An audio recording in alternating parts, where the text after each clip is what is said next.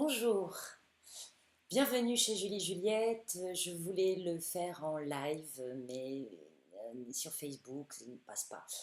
Donc aujourd'hui, je vous propose un tirage de cartes, les cartes avec lesquelles nous allons nous poser cette question. Comment est-ce que je peux traverser ce cœur d'hiver, ce moment où tout devient sombre, où la lumière me manque tant, où il pleut beaucoup, même si là on nous a annoncé quelques jours qui se calment dans le sud-ouest, en tout cas par chez moi ça va déjà un petit peu mieux aujourd'hui. Qu'est-ce qui va me permettre de traverser ça? Alors j'ai demandé un petit renfort aux runes aussi et aux forces de la féminité. Les forces de la féminité sont venues me répondre avec une rose.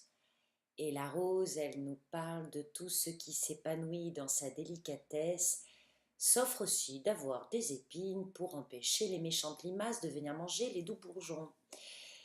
Il y a toujours en nous cette façon d'éclore qui éveille des besoins de se sentir protégé. Et en mûrissant et en allant sur le chemin de l'éveil, on met en place de la préservation. Et pour se sentir préservé, on a besoin de se sentir soutenu. Qu'est-ce qui me soutient dans une année en deux, 2018, année 2? Qu'est-ce qui me soutient quand je m'autorise à avancer? Qu'est-ce que j'ai cru être une béquille et qu'est-ce qui me porte? C'est pas pareil.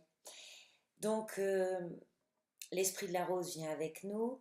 J'ai également eu Otilan, Notiz et Raido qui nous parlent de se séparer encore de choses. Je dirais se séparer de la notion de contrainte. Ce qu'on appelle contrainte, c'est souvent un cadeau pour prendre notre place. C'est quelque chose que l'on juge rébarbatif, chiant, nul, mais parce qu'on n'arrive pas à en savourer les conséquences. Faire sa compta, faire ses courses, faire du ménage, pour certaines ça dépend des gens, ce que l'on appelle contrainte, plus vulgairement chiant, mais je vais le faire quand même. Tant qu'on le juge comme une contrainte et qu'on n'y prend pas de plaisir, ça n'a pas de conséquences positives et agréables. Aïe.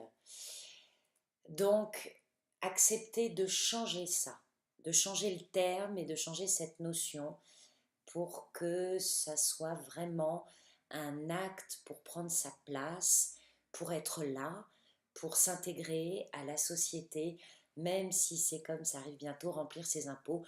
Remplir ses impôts, c'est l'occasion de faire le bilan sur ce que j'ai fait cette année et sur ce que j'ai envie de faire l'année prochaine.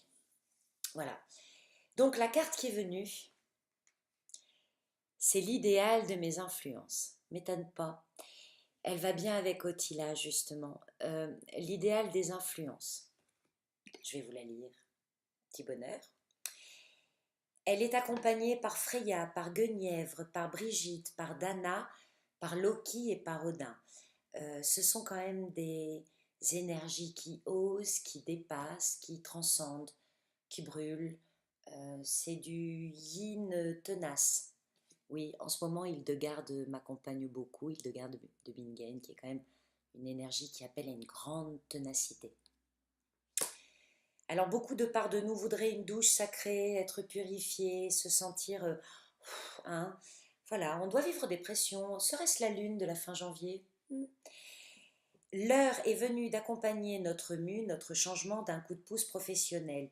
Et oui, pour faire exprès, être à l'écoute de soi, c'est oser aussi de temps en temps dire je veux bien de l'aide, s'il vous plaît. C'est un peu dur toute seule. Mais en ce moment, j'appelle pas mal à l'aide. Merci à toutes mes collaboratrices. Donc, la phrase à dire à haute voix. Je mérite d'évoluer et de vibrer à ma fréquence. J'arrête de vouloir accélérer aussi. C'est pas la peine. Rien ne sert de se presser. Ouh, ah. Prenons notre temps. Je brûle au feu divin le nocif. Bon, nocif, c'est parce que c'est une carte dans laquelle je ne peux pas rentrer, mais il peut y avoir plus de délicatesse. Ce qui est devenu inadapté, ce que j'ai beaucoup aimé, qui m'a beaucoup porté, mais qui aujourd'hui m'empêche de grandir, m'empêche de prendre ma place. C'est pas la place que j'ai cru devoir prendre, tout ça, tout ça. Par l'amour véritable et sans aucune influence, je m'ouvre à mes perceptions. Et je leur fais confiance. C'est important. Mon âme de prêtresse, oui, pourquoi pas vous?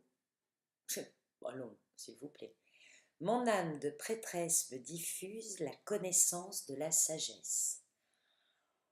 Il n'y a aucune raison, c'est de la sagesse. Rien n'est écrit, il ne manquerait plus que ça. Je réclame mon libre arbitre, et mon libre arbitre, c'est ce qui m'est propre, ce qui m'appartient, ce qui m'est unique, ce qui n'est qu'à moi. Ça demande à germer, et c'est pendant l'hiver au chaud dans la serre que les petites graines aiment bien commencer à faire leurs racines. Je vous rappelle que les cartes haut sont en vente sur juliejuliette.com puisqu'elles sont réimprimées début février. Wouhou, bonne année! À bientôt, au revoir!